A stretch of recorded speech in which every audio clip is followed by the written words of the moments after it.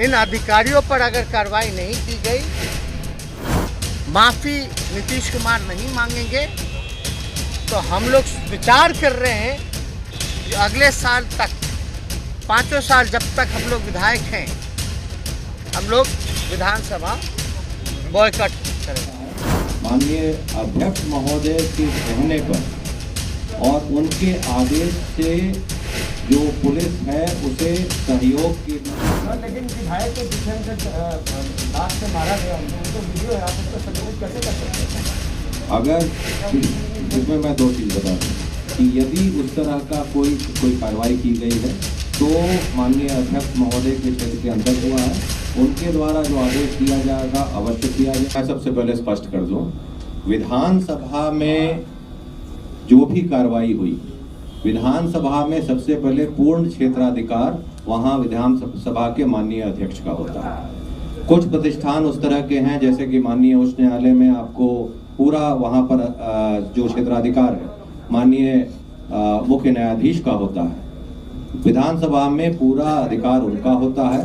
माननीय अध्यक्ष महोदय के कहने पर और उनके आदेश से जो पुलिस है उसे सहयोग के लिए भेजा गया था, मार्शल के लिए, और उनके विशिष्ट आदेश के आलोक में भेजा गया था, और उस जो भेजा गया था वो पूरी संयम के साथ उसके द्वारा कार्रवाई की गई और उसके अनुसार माननीय अध्यक्ष का जो क्षेत्राधिकार है उसके अनुसार ही किया। लेकिन विधायक तो जिस ढंग से लाश से मारा गया उनको, तो वीडियो है, आप उसको संबोधित कैसे कर सकते हैं?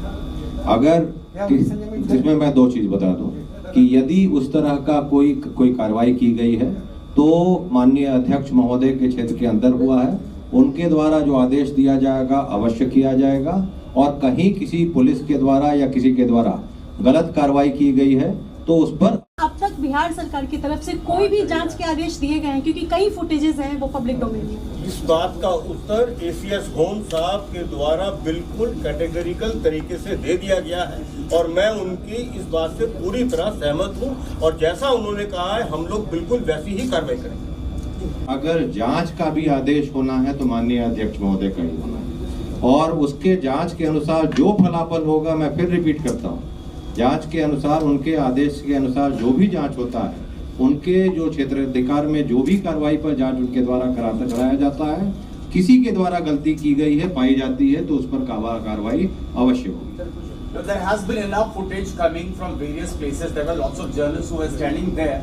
Now you're saying that it was the prerogative of the speaker to call in the police. Did the speaker also instruct the police to use that kind of brute force when you could easily have taken out the MLAs and put them out of the assembly? But there was excessive use. Again, I will repeat the same thing, that the prerogative of the speaker is always there to call for police for assistance of his marshals, and it was under that prerogative that he gave that order.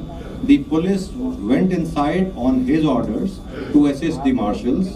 Again I will say that if there was any use of force which was more than appropriate, that is again something that would have to be, an inquiry would have to be ordered in the premises of the assembly by Honorable Speaker of the Vidhan Sabha, and whatever is the finding will be taken we will take it very strictly and we will comply with whatever orders that there are. Actually, my question basically was the same. So was there any kind of instruction to use force? विधायकों के साथ मारपीट का, police के द्वारा लात और घुसे से मारपीट का फुटेज पुलिस देखी कि नहीं है? मैं देखिए एक ही प्रश्न को आप बार बार पूछ रहे हैं। एक मिनट जांच देंगे। अरे भाई एक मिनट रुकिए तो सही ना, मेरी बात तो सुन लीजिए। सिर्फ हम आपकी बात सुन रहे हैं ना बहुत ध्यान से। जब ये बात बारंबार क्लियर की जा चुकी है कि क्या प्रोसीजर फॉलो होगा और हम उस प्रोसीजर के अंतर्गत हर तरह के एक्शन के लिए तैयार हैं, तो मुझे नहीं लगता आपको सवाल की या जवाब की जरूरत है।